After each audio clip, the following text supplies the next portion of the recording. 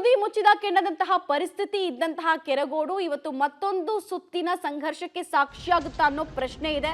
ಕಾರಣ ಮಂಡ್ಯ ಸಿಟಿ ಹಾಗೂ ಕೆರಗೋಡು ಗ್ರಾಮದ ಬಂದ್ಗೆ ಹಿಂದೂಪರ ಸಂಘಟನೆಗಳು ಕರೆ ಕೊಟ್ಟಿವೆ.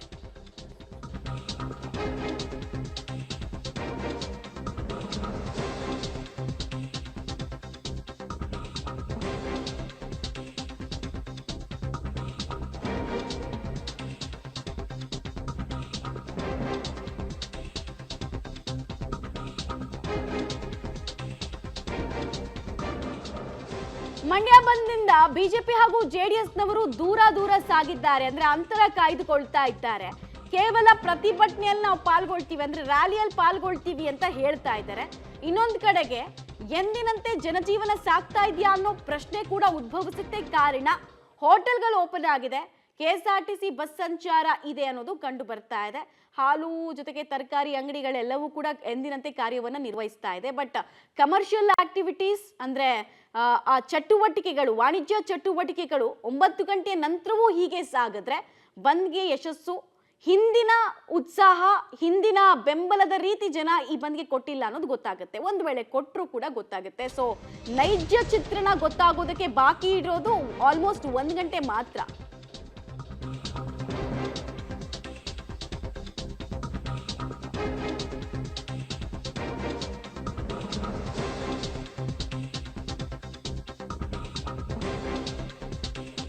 ಯಾವುದೇ ಅಹಿತಕರ ಘಟನೆ ನಡೆಯೋದಕ್ಕೆ ಆಸ್ಪದ ಕೊಡದಂತೆ ಜಿಲ್ಲಾಡಳಿತ ಎಚ್ಚರಿಕೆ ಹೆಜ್ಜೆಯನ್ನ ಕೂಡ ಇಟ್ಟಿದೆ. 600ಕ್ಕೂ ಹೆಚ್ಚು ಪೊಲೀಸರನ್ನ ನಿಯೋಜನೆ ಮಾಡಲಾಗಿದೆ. ಇನ್ನೊಂದು ಕಡೆಗೆ ಹಿಂದೂಪರ ಸಂಘಟನೆಗಳು ಬೈಕ್ ರ್ಯಾಲಿಗೆ ಬೇಕಾದಂತಹ ಸಿದ್ಧತೆಯನ್ನ ಮಾಡಲಾಗಿದೆ. ಪ್ರಮುಖ ರಸ್ತೆ ಹಾಗೂ ವೃತ್ತಗಳಲ್ಲಿ ಪೊಲೀಸರು ಕಣ್ಗಾವಲನ್ನ ಇರಿಸಲಿದ್ದಾರೆ.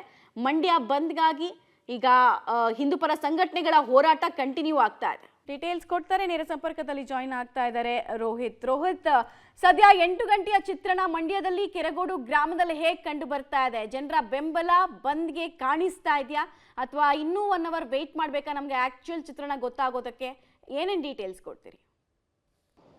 ಮಮತಾ, ಸದ್ಯ ನಾನು ಈಗ ಕೆರಗೋಡಿನ ಒಂದು ಪಟ್ಟಣದಲ್ಲಿದ್ದೀನಿ. ಇಲ್ಲಿ ಅಂದರೆ ವಾಹನ ಸಂಚಾರದ ವಿಚಾರವಾಗಿ ನಾವು ನೋಡೋದಾದ್ರೆ ಎಂದಿನಂತೆ ಬಸ್ ಸಂಚಾರ ಮತ್ತು ಇತರ ವಾಹನಗಳು ಕೂಡ ಸಂಚಾರ ಮಾಡ್ತಾ ಇದ್ದಾವೆ. ಆದರೆ ಅಂಗಡಿ ಮುಗ್ಗಟ್ಟಿನ ವಿಚಾರಕ್ಕೆ ನಾವು ಬರೋದಾದರೆ ಇಲ್ಲಿ ಕೂಡ ಅಂಗಡಿ ಮುಗ್ಗಟ್ಟುಗಳೆಲ್ಲವೂ ಕೂಡ ಬಹುತೇಕ ಬಂದ್ ಆಗಿದ್ದಾವೆ.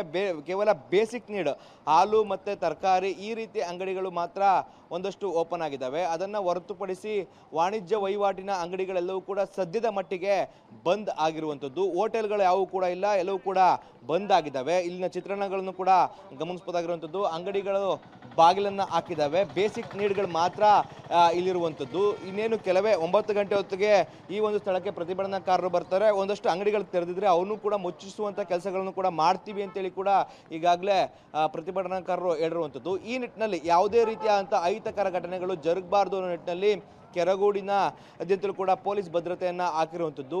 ನಾವು ದೃಶ್ಯದಲ್ಲಿ ನೋಡ್ತಾ ಇರುವಂಥ ಸ್ಥಳ ಯಾವುದು ಅಂದರೆ ಏನು ಧ್ವಜ ವಿವಾದ ಆಯಿತು, ಆ ಒಂದು ಧ್ವಜಸ್ತಂಭದ ಬಳಿ ಇರುವಂಥದ್ದು. ರಾಷ್ಟ್ರಧ್ವಜ ಮೇಲ್ಗಡೆ ಹಾರಾಡ್ತಾ ಇದೆ. ಮತ್ತು ಈ ಒಂದು ಧ್ವಜಸ್ತಂಭದ ಸುತ್ತಲೂ ಕೂಡ ಪೊಲೀಸರು ಬ್ಯಾರಿಕೇಡ್ಗಳನ್ನು ಹಾಕಿ ಭದ್ರತೆಯನ್ನು ಮಾಡ್ಕೊಂಡಿರುವಂಥದ್ದು. ಅಂದರೆ ಆ ಒಂದು ವಿವಾದ ಏನಾಯಿತು, ವಿವಾದ ಸಂದರ್ಭದಿಂದಲೂ ಕೂಡ ಇಲ್ಲಿ ಪೊಲೀಸ್ ಭದ್ರತೆಯನ್ನು ಹಾಕಿದ್ದಾರೆ. ಆದರೆ ಇವತ್ತು ಬಂದ್ ಇರುವ ಹಿನ್ನೆಲೆಯಲ್ಲಿ ಪೊಲೀಸ್ ಫೋರ್ಸನ್ನು ಕೂಡ ಹೆಚ್ಚು ಮಾಡಿರುವಂಥದ್ದು. ಅವರು ಕೂಡ ಸನ್ನದ್ಧರಾಗ್ತಾ ಇದ್ದಾರೆ. ಪ್ರತಿಭಟನೆಯ ವೇಳೆಯಲ್ಲಿ ಮತ್ತು ಬಂದ್ನ ವೇಳೆಯಲ್ಲಿ ಯಾವುದೇ ರೀತಿಯಾದಂಥ ಅಹಿತಕರ ಘಟನೆಗಳು ಜರುಗಬಾರ್ದು ನಿಟ್ಟಿನಲ್ಲಿ ಬಿಗಿ ಭದ್ರತೆಯನ್ನು ಕೂಡ ಒಂದು ಕಡೆ ಮಾಡ್ಕೊಳ್ಳಾಗಿರುವಂಥದ್ದು.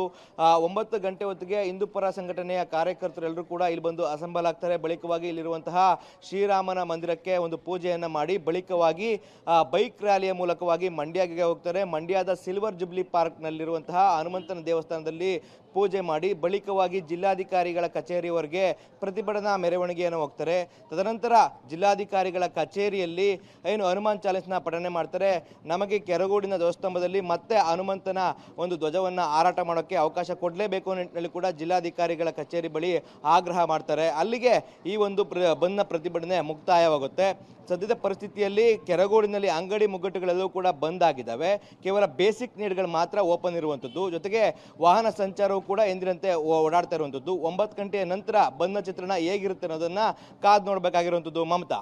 ರೈಟ್ ರೋಹಿತ್, ಧನ್ಯವಾದ ತಮ್ಮೆಲ್ಲ ಮಾಹಿತಿಗಾಗಿ. ಮತ್ತಷ್ಟು ಮಾಹಿತಿ ಮುಂದಿನ ಹಂತಗಳಲ್ಲಿ ಪಡ್ಕೊಳ್ತಾ ಹೋಗ್ತೀನಿ. ಕೆರಗೋಡು ಗ್ರಾಮದ ಸಿಚುವೇಶನ್ ಹೇಗಿದೆ ನೋಡ್ತಾ ಇದ್ರಿ, ಮಂಡ್ಯ ಸಿಟಿಯಲ್ಲಿ ಹೇಗಿದೆ ಸಿಚುವೇಶನ್, ಆ ಬಗ್ಗೆ ಡೀಟೇಲ್ಸ್ ಕೊಡೋದಕ್ಕೂ ಕೂಡ ನಮ್ಮ ಪ್ರತಿನಿಧಿ ವಿನಯ್ ಜಾಯ್ನ್ ಆಗ್ತಾ ಇದ್ದಾರೆ. ವಿನಯ್, ಮಂಡ್ಯ ಸಿಟಿಯಲ್ಲಿ ಚಿತ್ರಣ ಹೇಗೆ ಕಂಡು ಬರ್ತಾ ಇದೆ? ಬಂದ್ಗೆ ರೆಸ್ಪಾನ್ಸ್ ಆರಂಭಿಕ ಹಂತದಲ್ಲಿ ಸಿಗ್ತಾ ಇದೆಯಾ? ಆರಂಭಿಕ ಹಂತದಲ್ಲಿ ಯಶಸ್ವಿ ಆಗೋ ಕಡೆಗೆ ಬಂದ್ ಸಾಕ್ತಾ ಇದೆಯಾ, ಅಥವಾ ಕೇವಲ ಪ್ರತಿಭಟನೆಗೆ ಮಾತ್ರ ಸಾಕ್ಷಿ ಆಗುತ್ತಾ ಮಂಡ್ಯ ಸಿಟಿ? ಡೀಟೇಲ್ಸ್ ಏನು ಕೊಡ್ತೀರಿ? ಡೀಟೇಲ್ಸ್ ಕೊಡ್ತಾರೆ, ಮತ್ತೆ ಜಾಯ್ನ್ ಆಗ್ತಿದ್ದಾರೆ ವಿನಯ್. ನಾನು ಕೇಳ್ತಾ ಇದ್ದೆ ಮಂಡ್ಯ ಸಿಟಿಯಲ್ಲಿ ಸಿಚುವೇಶನ್ ಬಗ್ಗೆ ಡೀಟೇಲ್ಸ್ ಕೊಡ್ತಾ ಹೋಗಿ. ಮಮತಾ, ಈಗಾಗಲೇ ಸುಮಾರು 8 ಗಂಟೆ ಆಗಿರುವಂಥದ್ದು. ಈಗಾಗಲೇ ವಾಹನ ಸಂಚಾರ ಕೂಡ ಸಂಪೂರ್ಣವಾಗಿ ಓಡಾಡ್ತಾ ಇರುವಂಥ ದೃಶ್ಯಗಳನ್ನು ಕೂಡ ನೋಡ್ತಾ ಇರ್ಬೋದು. ಮಂಡ್ಯ ಮೈಸೂರಿನ ಹಳೆ ಹೆದ್ದಾರಿ ಇದು. ಸಾಕಷ್ಟು ವಾಹನಗಳು ಕೂಡ ಬೆಳಗ್ಗೆಯಿಂದ ಸಂಚಾರವನ್ನು ಆರಂಭಿಸಿದ್ದಾವೆ. ಎಂದಿನಂತೆ ಆಟೋ ಹಾಗೂ ಬಸ್ಸು ಸಂಚಾರ ಕೂಡ ಆರಂಭವಾಗಿರುವಂಥದ್ದು. ಆದರೆ ಇನ್ನೂ ಕೂಡ ಅಂಗಡಿ ಮುಂಗಟ್ಟುಗಳು ಕೂಡ ಯಾವುದೇ ರೀತಿ ಓಪನ್ ಆಗಿಲ್ಲ. ದೃಶ್ಯಗಳಲ್ಲಿ ನೋಡ್ತಾ ಇರ್ಬೋದು. ಇದು ಮಂಡ್ಯ ನಗರದ ರೈಲ್ವೆ ನಿಲ್ದಾಣದ ಮುಂಭಾಗ ಇರುವಂಥ ಒಂದು ಸರ್ಕಲ್ಲು. ಬೆಳಗ್ಗೆಯಿಂದ ಯಾವುದೇ ಅಂಗಡಿ ಮುಂಗಟ್ಟುಗಳು ಓಪನ್ ಆಗಿಲ್ಲ. ಅದರ ಹೊರತಾಗಿ ವಾಹನ ಸಂಚಾರಗಳು ಕೂಡ ಎಂದಿನಂತೆ ಆರಂಭವಾಗಿರುವಂಥದ್ದು. ಹೋಟೆಲ್ಗಳು ಆರಂಭವಾಗಿದೆ, ಅಲ್ಲಲ್ಲಿ ಪೆಟ್ರೋಲ್ ಬಂಕ್ಗಳು ಕೂಡ ಆರಂಭವಾಗಿರುವಂಥದ್ದು. ಸಾಕಷ್ಟು ರೀತಿಯ ಒಂದು ಸಿದ್ಧತೆಯನ್ನು ಹಿಂದೂಪರ ಸಂಘಟನೆಗಳು ಕೂಡ ಮಾಡಿಕೊಂಡಿದ್ವು. ಆದರೆ BJP JDS ಈ ಒಂದು ಬಂದ್ನಿಂದ ಅಂತರವನ್ನು ಕಾಯ್ದುಕೊಂಡಿದ್ದಾವೆ. ಕೇವಲ ಒಂದು ಮೆರವಣಿಗೆಯಲ್ಲಷ್ಟೇ ಭಾಗವಹಿಸುವುದಾಗಿ ಕೂಡ ಹೇಳಿರುವಂಥದ್ದು. ಹಾಗಾಗಿ ಒಂದು ರೀತಿ ಬಂದ್ನ ವಾತಾವರಣ ಕಂಡರೂ ಕೂಡ ಎಂದಿನಂತೆ ವಾಹನ ಸಂಚಾರಗಳು ಕೂಡ ಇಲ್ಲಿ ನಡೀತಾ ಇರುವಂಥದ್ದನ್ನು ಕೂಡ ನೋಡ್ತಾ ಇರ್ಬೋದು. ಅದರ ಜೊತೆಯಾಗಿ ನಗರದ ಪ್ರಮುಖ ವೃತ್ತಗಳಲ್ಲಿ ಪೊಲೀಸ್ ಬಂದೋಬಸ್ತ್ ವ್ಯವಸ್ಥೆಯನ್ನು ಕೂಡ ಮಾಡಿಕೊಂಡಿರುವಂಥದ್ದು. ಯಾಕೆಂದರೆ ಹಿಂದೂಪರ ಸಂಘಟನೆಗಳು ಕಳೆದ ಬಾರಿ ಪ್ರತಿಭಟನೆ ನಡೆಸಿದಾಗ ಸಾಕಷ್ಟು ರೀತಿ ಕಾನೂನು ಉಲ್ಲಂಘನೆ ಒಂದು ನಿಟ್ಟಿನಲ್ಲಿ ಲಾಠಿ ಚಾರ್ಜ್ ಕೂಡ ಆಗಿತ್ತು. ಹಾಗಾಗಿ ಈ ಬಾರಿ ಹೆಚ್ಚು ಭದ್ರತೆಯನ್ನು ಒದಗಿಸಿಕೊಂಡಿರುವಂಥದ್ದು. ಸುಮಾರು 600ಕ್ಕೂ ಹೆಚ್ಚು ಪೊಲೀಸರ ನಿಯೋಜನೆಯನ್ನು ಕೂಡ ಮಾಡಲಾಗಿದೆ. ಮಂಡ್ಯದ ರೈಲ್ವೆ ನಿಲ್ದಾಣದ ವೃತ್ತದಲ್ಲಿರುವಂಥ ಒಂದು ಆಂಜನೇಯ ಸ್ವಾಮಿ ದೇವಸ್ಥಾನ ಆಗಿರ್ಬೋದು, ಸಂಜಯ್ ಸರ್ಕಲ್ ಹಾಗೂ DC ಕಚೇರಿ ಬಳಿ ಕೂಡ ಸಾಕಷ್ಟು ಪೊಲೀಸರ ನಿಯೋಜನೆಯನ್ನು ಕೂಡ ಮಾಡ್ತಾ ಇರುವಂಥದ್ದು ದೃಶ್ಯಗಳಲ್ಲಿ ನೋಡ್ತಾ ಇರ್ಬೋದು. ಈಗಾಗಲೇ ಬೆಳಗ್ಗೆನೇ ಎಲ್ಲ ವೃತ್ತಗಳಲ್ಲೂ ಕೂಡ ಪೊಲೀಸರ ನಿಯೋಜನೆಯನ್ನು ಮಾಡಲಾಗ್ತಾ ಇದೆ. ಹೆಚ್ಚೆಚ್ಚು ಪೊಲೀಸರನ್ನು ಹಾಕೊಂಡು ಯಾವುದೇ ರೀತಿಯ ಕಾನೂನು ಸುವ್ಯವಸ್ಥೆಗೆ ಧಕ್ಕೆ ಆಗದ ರೀತಿ ಕೂಡ ಈಗಾಗಲೇ ಪೊಲೀಸ್ ಇಲಾಖೆ ಸಿದ್ಧತೆಯನ್ನು ನಡೆಸ್ತಾ ಇರುವಂಥದ್ದು.